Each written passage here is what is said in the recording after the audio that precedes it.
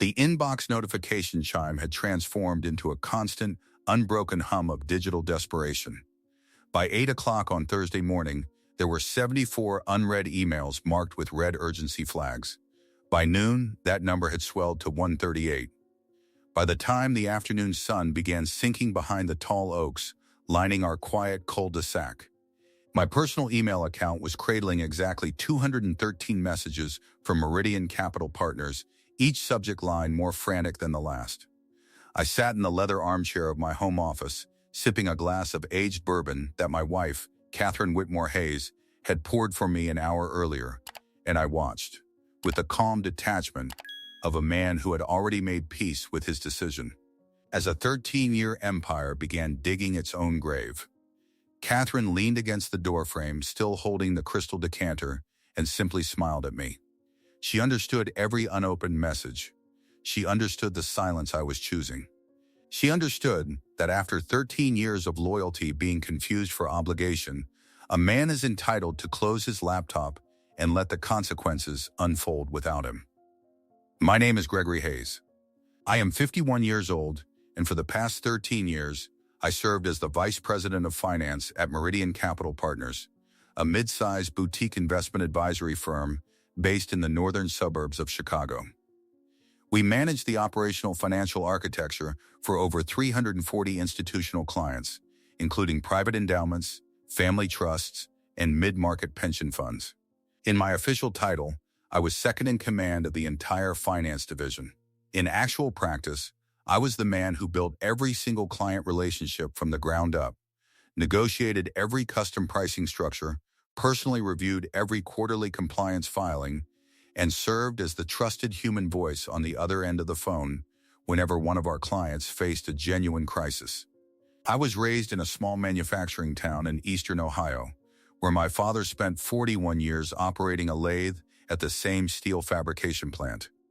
He believed, with the unwavering certainty of a man who had watched 3 generations of neighbors do the same, that if you gave a company your honest labor, that company would give you an honest future in return.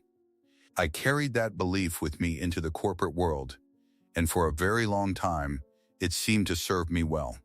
I outworked every peer, I stayed loyal through 2 recessions, and I turned down 4 separate offers from competing firms because I believed the CEO of Meridian, a man named Richard Ashford, when he told me that patience and dedication would eventually be rewarded with a seat at the executive table. Richard was a charismatic man in his early 60s, the kind of executive who wore custom Italian suits and referred to every employee as family during the annual holiday address. He had founded Meridian in the late 90s, and he had personally recruited me away from a competitor 13 years ago with the explicit promise that I was being groomed to eventually become the chief financial officer of the firm. Every performance review confirmed this trajectory. Every internal announcement referenced my future leadership role. Every private conversation over expensive dinners reinforced the same message. The CFO chair, currently occupied by a semi-retired gentleman named Frederick, who came in 3 days a week and spent most of his time on the golf course, was going to be mine the moment Frederick officially stepped down. That was the arrangement. That was the promise. And I had built my entire professional identity around the expectation that Richard Ashford was a man whose word could be trusted.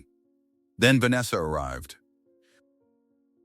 Vanessa Ashford was Richard's only daughter, and she was 31 years old when she walked through the frosted glass doors of Meridian Capital Partners on a bright Monday morning in early spring. She held a master's degree in fine arts from a private university in New England, a degree that had absolutely no bearing on financial services. And she had spent the previous 6 years operating a small artisan candle boutique in a fashionable Chicago neighborhood before that business quietly folded due to what she described in a company-wide email as market saturation. Richard introduced her to the executive team as our new director of strategic initiatives, a title that had never existed at Meridian before that morning and which carried no clearly defined responsibilities beyond attending meetings and offering opinions. I welcomed her professionally, as any reasonable colleague would. I had no personal grievance against Vanessa. She was polite, she was articulate, and she made a genuine effort to appear engaged during quarterly presentations. But it became apparent within the first 90 days of her employment that Vanessa possessed no comprehension of the fundamental principles governing institutional finance. She could not read a cash flow statement. She confused basis points with percentage points during a client call and had to be quietly corrected by a junior analyst. She once asked me, in complete sincerity, whether a bond yield curve was something related to physical infrastructure. I do not share these details to mock her. I share them because they are objectively relevant to the story that followed. For the next 14 months, I watched Vanessa shadow me through virtually every significant client interaction. Richard framed this arrangement as a mentorship opportunity, an unofficial apprenticeship where I would share the accumulated wisdom of 13 years with the next generation of Meridian leadership. I complied willingly. I brought her into negotiations. I explained our proprietary risk assessment methodology. I walked her through the intricate personal histories of our top-tier clients, the specific communication preferences of each managing trustee, the delicate political dynamics of every pension board we serviced. I was, in essence, downloading 3 decades of hard-won institutional knowledge directly into the mind of the founder's daughter, entirely under the assumption that we were building a collaborative leadership pipeline. I was, of course, being naive. The announcement came on a Thursday morning in the second week of October. Richard called a mandatory all-hands meeting in the main conference room. I sat near the front, my notebook open, expecting perhaps a routine quarterly update or a discussion regarding a new client acquisition. Frederick, the semi-retired CFO, was seated to Richard's immediate right, which struck me as unusual because Frederick had not attended an in-person meeting in nearly 4 months. Richard stood at the head of the polished walnut table, adjusted his silver cufflinks with theatrical precision, and delivered the news with the practiced smile of a man who had rehearsed his phrasing carefully in the mirror. Frederick was formally retiring, effective at the end of the calendar year, and after extensive consideration, thorough evaluation of internal candidates, and consultation with the board of directors, Richard had made the decision to promote Vanessa Ashford to the position of Chief Financial Officer of Meridian Capital Partners. The room went entirely silent. I felt the eyes of every senior colleague turn briefly in my direction, then look immediately away, unable to sustain the awkwardness of witnessing a promised inheritance being publicly handed to someone else. Vanessa stood, thanked her father graciously, and delivered a 2-minute prepared speech about the importance of intergenerational vision and family-driven leadership. I clapped at the appropriate intervals. I maintained a neutral, professional expression throughout. But somewhere deep beneath the surface of my composure, 13 years of accumulated trust snapped cleanly in half. And the sound of that breaking was so quiet that no one in the room heard it except me. After the meeting concluded, Richard summoned me into his corner office overlooking the Chicago River. He offered me a bottle of sparkling water from the small refrigerator behind his desk, then settled into his high-backed, executive chair and studied me for a long moment before speaking. He acknowledged, with what appeared to be practiced sincerity, that this decision might come as a surprise. He explained that the CFO role required more than just technical expertise, that it demanded a certain external polish, a familial connection to the firm's founding vision, and a long-term commitment to the Ashford legacy that only a blood relative could truly embody. He paused, looked directly into my eyes, and told me that Meridian desperately needed me to remain exactly where I was, serving as the operational backbone beneath Vanessa's strategic leadership. He would, he assured me, personally see to a modest 3% salary adjustment in recognition of my continued loyalty. 3%. After 13 years. In exchange for training the woman who had just been handed the position I had been promised. I smiled at Richard. I told him I understood completely. I thanked him for his transparency, shook his hand firmly, and walked back to my own office at the opposite end of the executive floor. I closed the door quietly behind me, sat down at my desk, and stared at the framed photograph of Catherine and our 2 adult children that occupied the corner of my mahogany credenza. I did not feel rage. I did not feel the hot, chaotic humiliation that a younger version of myself might have felt.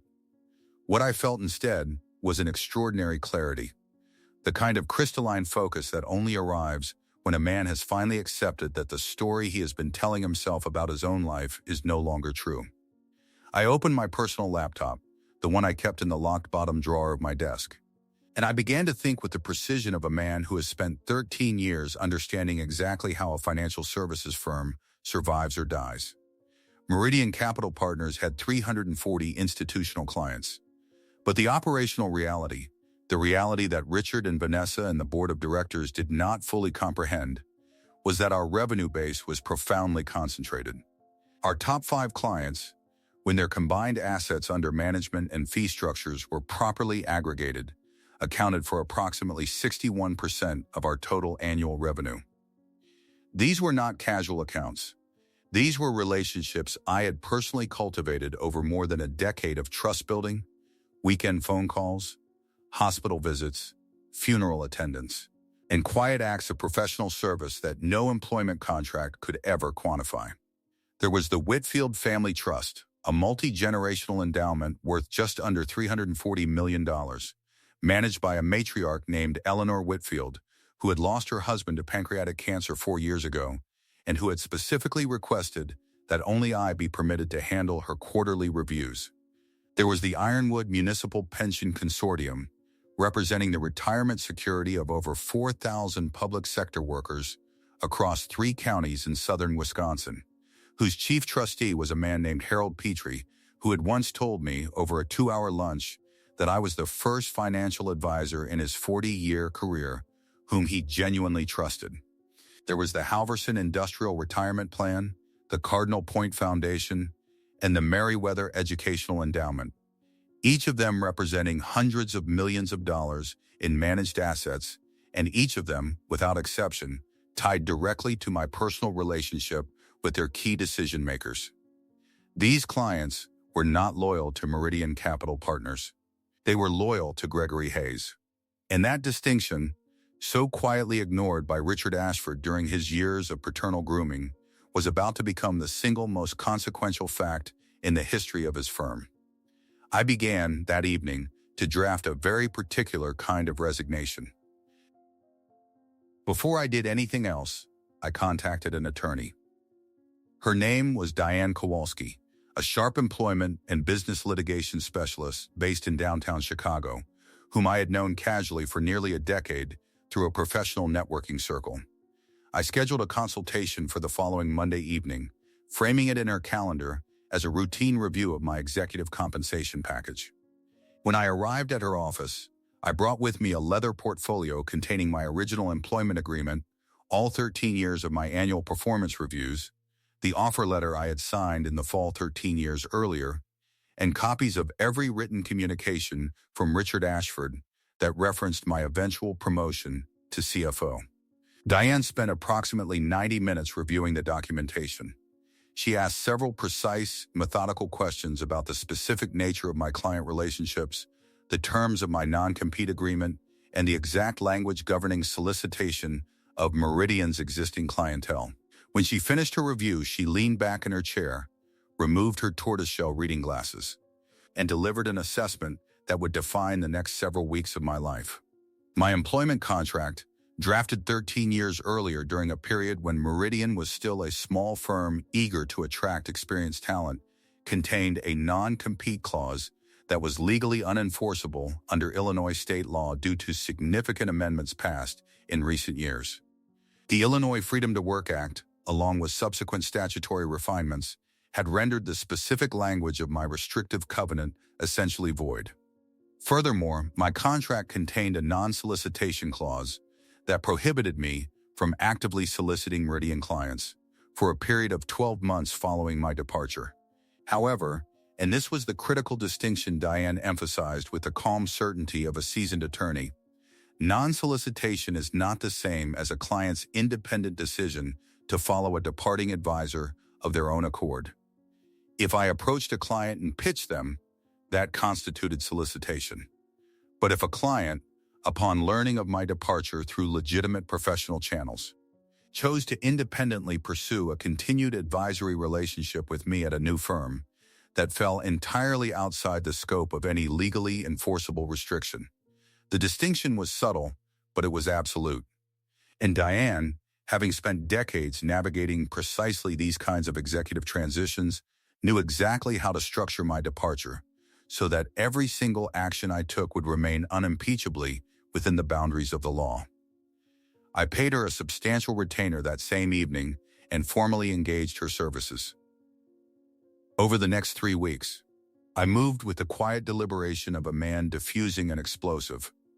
I did not speak a single word about my dissatisfaction to any colleague, any assistant, or any peer at Meridian. I attended Vanessa's introductory CFO training sessions with polite attentiveness. I answered her elementary questions about deferred compensation structures and fiduciary reporting obligations with patient professionalism. I even helped her draft her first quarterly memorandum to the board, walking her through the appropriate phrasing, paragraph by paragraph.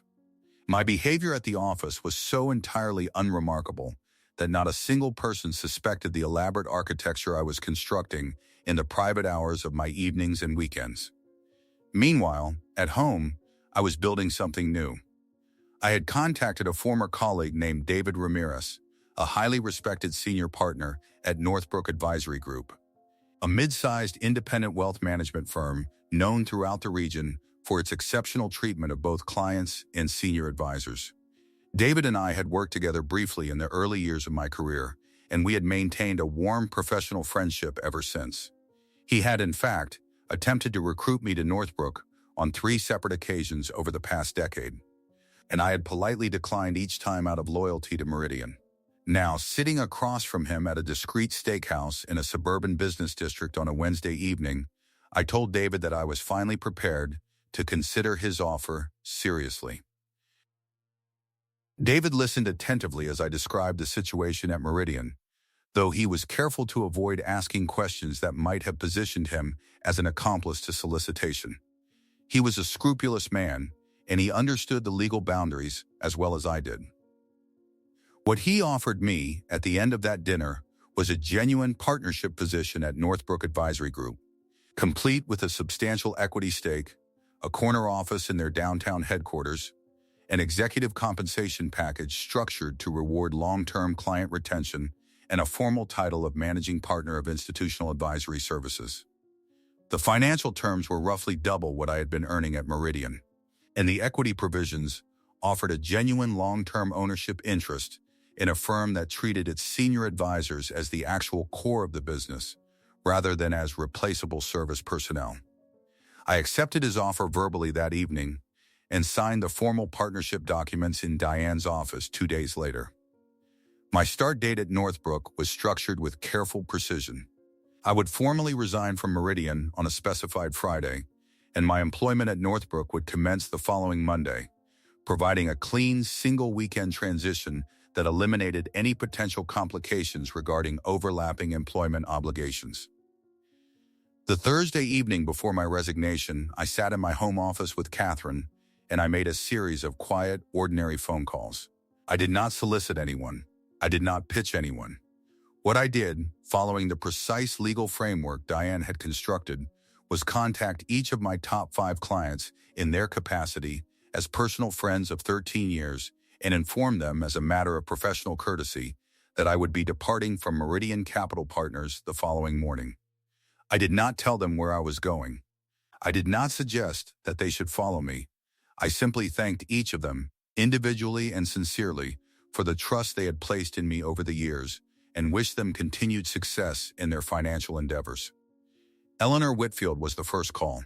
She listened to my announcement in complete silence for nearly 30 seconds, and then she asked me, in a voice that carried the calm authority of a woman who had spent 40 years managing a substantial family fortune, exactly where I would be continuing my career. I told her, truthfully, that I had accepted a partnership position at Northbrook Advisory Group. She thanked me for the courtesy of the call and told me that she would be in touch. Harold Petrie's response was more direct. He asked me, without any preamble, whether Northbrook was in a position to accept a pension consortium of Ironwood's size and complexity. I told him that Northbrook was fully equipped to handle institutional clients of any scale. He simply said, "Understood. Expect a call from my board's legal counsel on Monday." Each of the other three clients responded with similar quiet resolve. None of them expressed hesitation. None of them asked for time to consider. Each of them, in their own manner, communicated the same essential message. They had been my clients, functionally, for over a decade. Their loyalty had always been to me. Meridian had simply been the letterhead on our correspondence. Friday morning arrived with a crisp autumn brightness. I dressed in a charcoal suit, kissed Catherine on the forehead, and drove to the Meridian office one final time.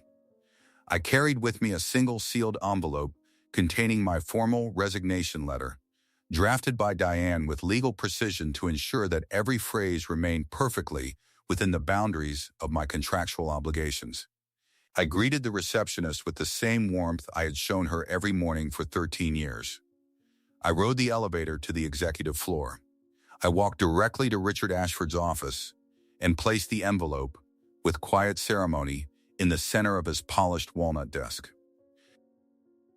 Richard was seated behind his desk, reviewing what appeared to be a printed presentation deck.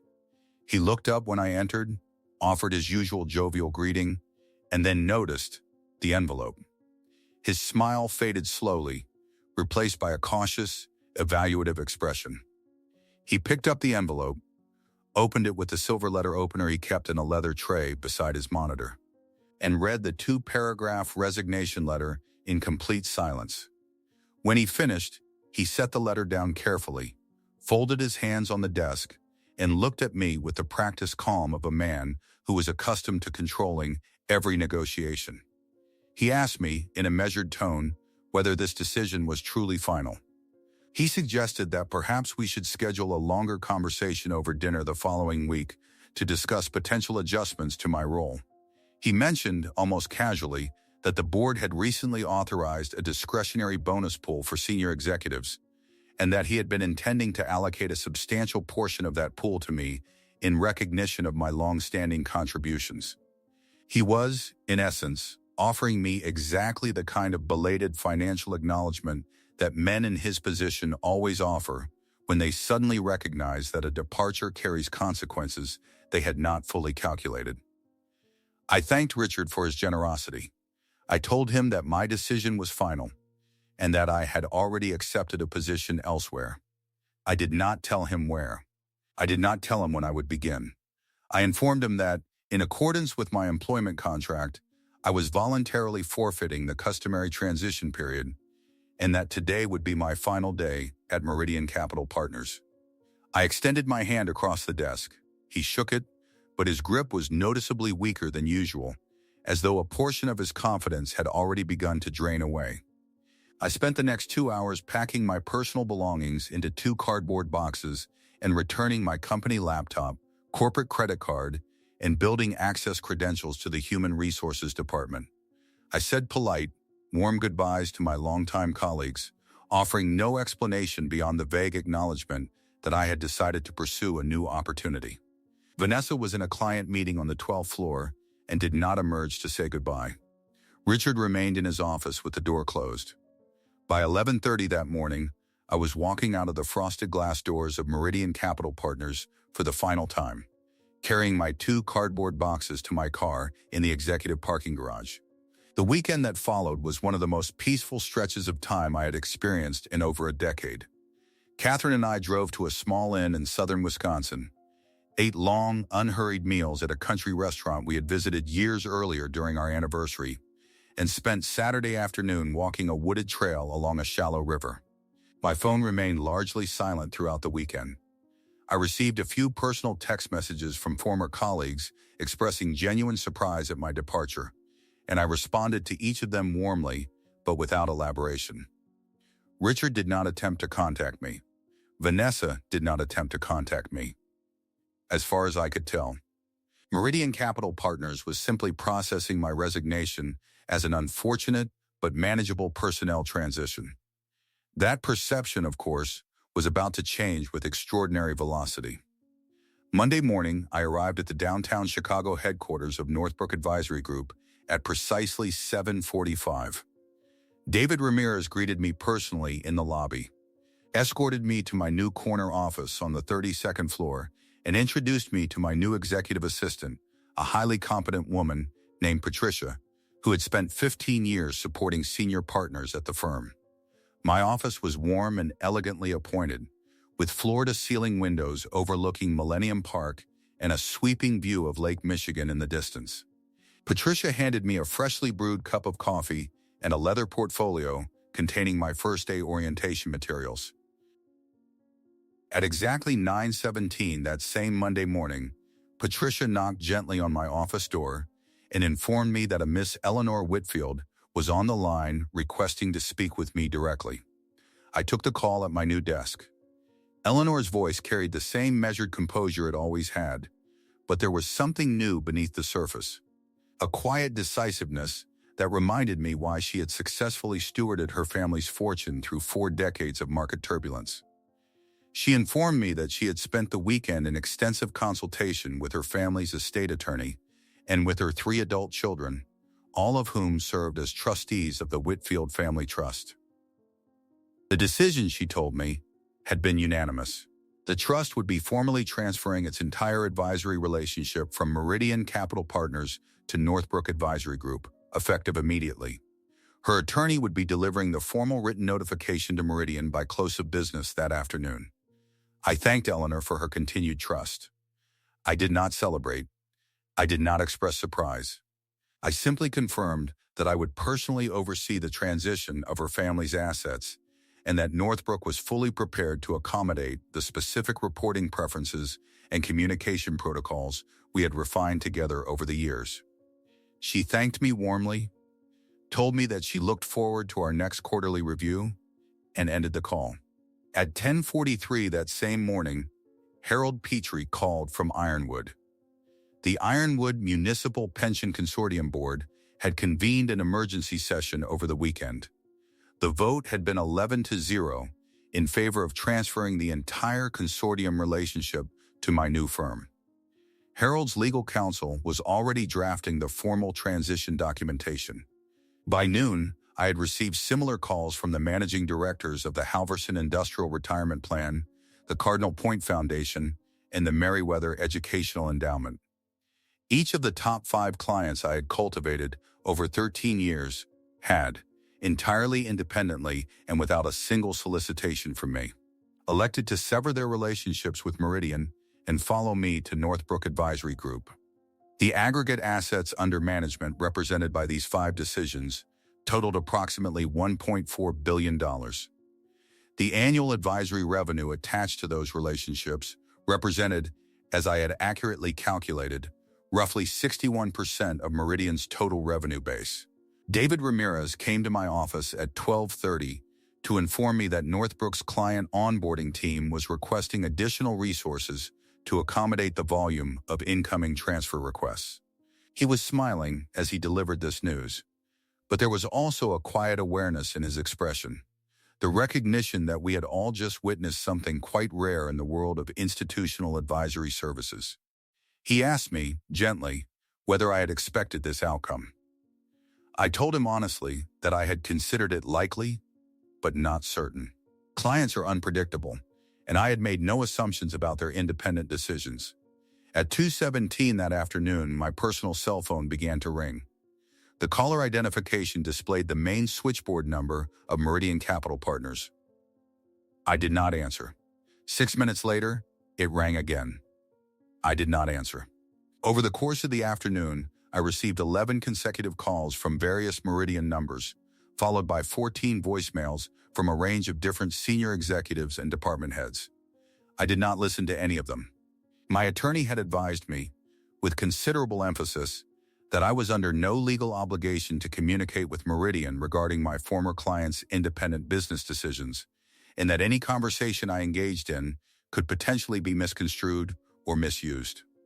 By the time I left the Northbrook office at 6:45 that evening, my personal inbox contained 74 emails from various Meridian personnel, ranging from carefully professional inquiries from the General Counsel's office to increasingly frantic messages from Richard Ashford himself. I forwarded the entire volume of correspondence to Diane Kowalski without opening a single message and drove home to Catherine. Tuesday morning brought a level of escalation that even I had not fully anticipated. Diane called me at 7:15 to inform me that Meridian's outside counsel, a large downtown law firm with a reputation for aggressive corporate litigation, had transmitted a formal cease and desist letter to her office at 6:42 the previous evening. The letter alleged that I had engaged in improper solicitation of Meridian's clients during my final weeks of employment and demanded that I immediately return all 5 clients to Meridian, cease any ongoing advisory relationships, and pay compensatory damages estimated in the letter at approximately $47 million. Diane read me the letter over the phone with the calm amusement of a seasoned litigator who had seen exactly this kind of theatrical opening move many times before. She informed me that the letter contained no specific factual allegations, no documented instances of solicitation, and no evidence beyond the circumstantial timing of the client transitions. She had already drafted her response, and she was in the process of finalizing it. Her response would formally reject every allegation, request specific factual documentation of any alleged solicitation, and remind Meridian's counsel that Illinois law placed the burden of proof squarely on the party alleging improper conduct. She would also, in a separate paragraph, note that any further attempts to interfere with the legitimate business decisions of independent institutional clients could potentially expose Meridian to tortious interference claims from those clients themselves. I thanked Diane and asked her to proceed with whatever course of action she deemed appropriate. I trusted her judgment completely, and I had no interest in personally managing the legal correspondence.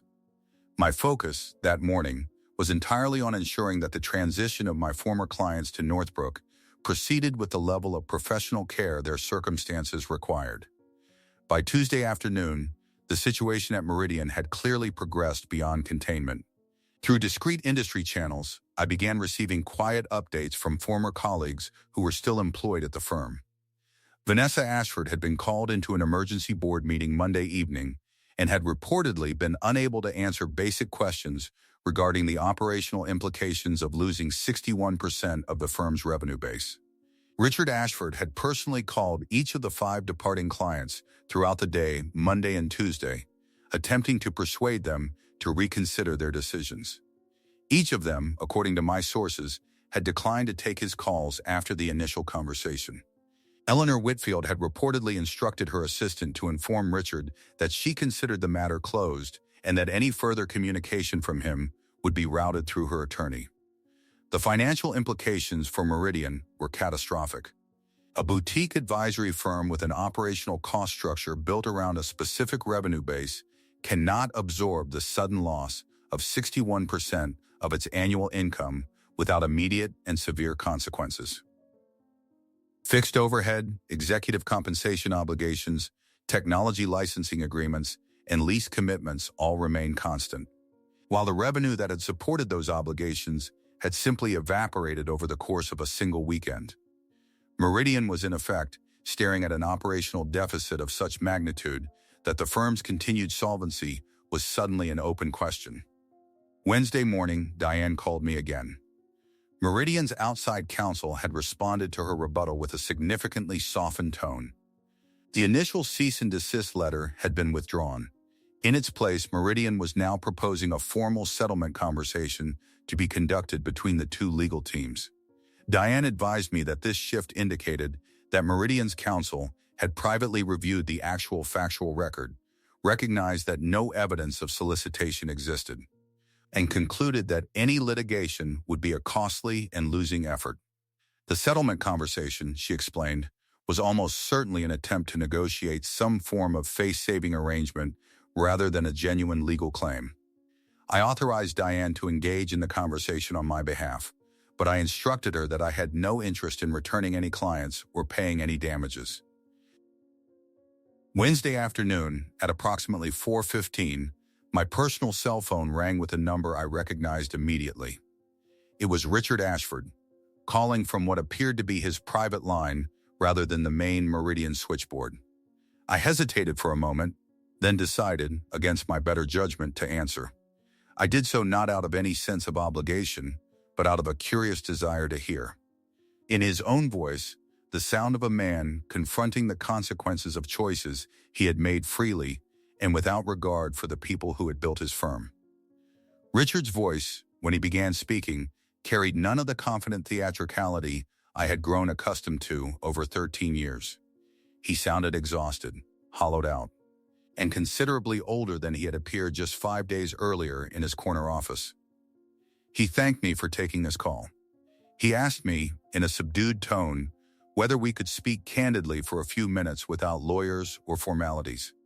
I told him that I was willing to listen, but that I would not be discussing any specific business matters, and that anything he said should be considered a personal conversation rather than a professional negotiation. He accepted my terms. He then proceeded to deliver what was, in essence, an extended apology. He acknowledged that the decision to promote Vanessa had been driven by personal considerations rather than sound business judgment. He admitted that he had underestimated the depth of the client relationships I had cultivated, and that he had failed to recognize how essential my personal presence was to the operational reality of the firm.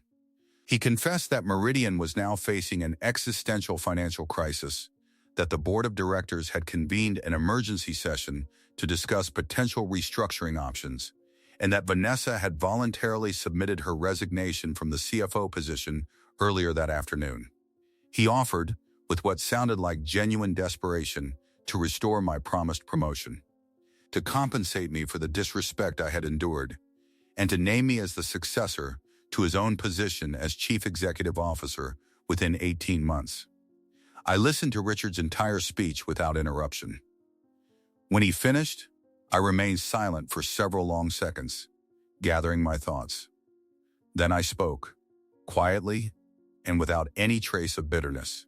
I told Richard that I appreciated the courage it must have taken for him to make this call. I told him that I bore him no personal animosity and that I hoped, sincerely, that Meridian would find a path forward through its current difficulties. But I also told him, with absolute clarity, that I would not be returning to the firm under any circumstances, at any compensation level, or in any role. My decision was not a negotiating position. It was a final answer. I explained, briefly, that a professional relationship is fundamentally a matter of mutual respect. When an employer chooses to place personal considerations above the recognition of merit and dedication, the employee is entitled to draw a corresponding conclusion about the actual value of the relationship. I had drawn that conclusion. I had acted on it.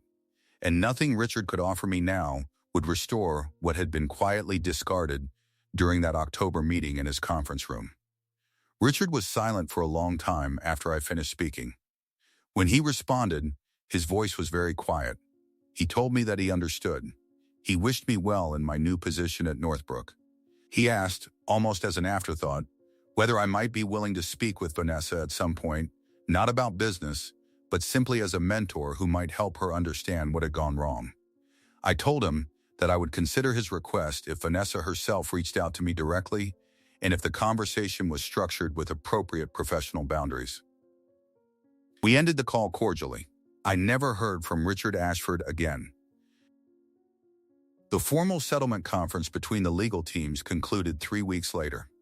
Meridian's counsel, having reviewed the complete factual record and recognized the absence of any actionable claim, formally withdrew all allegations of improper solicitation. In exchange, Diane agreed to a mutual non-disparagement clause and a confidential release of claims. No damages were paid. No clients were returned. The matter was closed with a single-page agreement that acknowledged, in careful legal phrasing, that my departure and the subsequent client transitions had been conducted in full compliance with all applicable contractual and statutory obligations. The months that followed were the most professionally fulfilling of my entire career. Northbrook Advisory Group welcomed my former clients with the level of institutional respect they deserved, and the transitions proceeded smoothly across the board. Eleanor Whitfield sent me a handwritten note on cream-colored stationery 3 weeks after her account transfer completed, thanking me for the seamless continuation of her family's advisory relationship. Harold Petrie invited me to speak at the Ironwood Board's annual retreat the following spring. Within the first calendar year of my tenure at Northbrook, my client portfolio had expanded further as several additional institutional clients, having learned of my transition through industry channels, independently approached me to explore potential advisory relationships. Meridian Capital Partners did not survive in its original form. Approximately 4 months after my departure, the firm entered into a distressed acquisition negotiation with a larger regional competitor. The acquisition closed the following summer at a valuation that represented approximately 18% of what Meridian had been informally valued at just 1 year earlier. Richard Ashford retired from active management as part of the acquisition terms. Vanessa, according to industry reports, briefly attempted to launch her own boutique consulting practice before ultimately transitioning into a private philanthropy role at a family foundation, a position where her strengths could be genuinely utilized without exposing her to the operational demands of institutional finance. I bear no lasting resentment toward the Ashford family. Richard was a man who made a fundamentally human mistake, prioritizing his personal familial legacy over the objective requirements of his business. Vanessa was, in the end, simply a young woman who accepted an opportunity her father offered her, entirely as any reasonable person in her position might have done. The failure was not one of individual character, but of institutional judgment. A failure to recognize that a firm built on client relationships cannot survive the departure of the person around whom those relationships are structured. Looking back on the entire sequence of events, I have come to understand that the day Richard promoted Vanessa was the single greatest professional gift I ever received. If he had honored his commitment to me, I would have spent the remaining years of my career serving a firm that valued my contributions only in the abstract, laboring under the same underlying disrespect that had defined my final years at Meridian.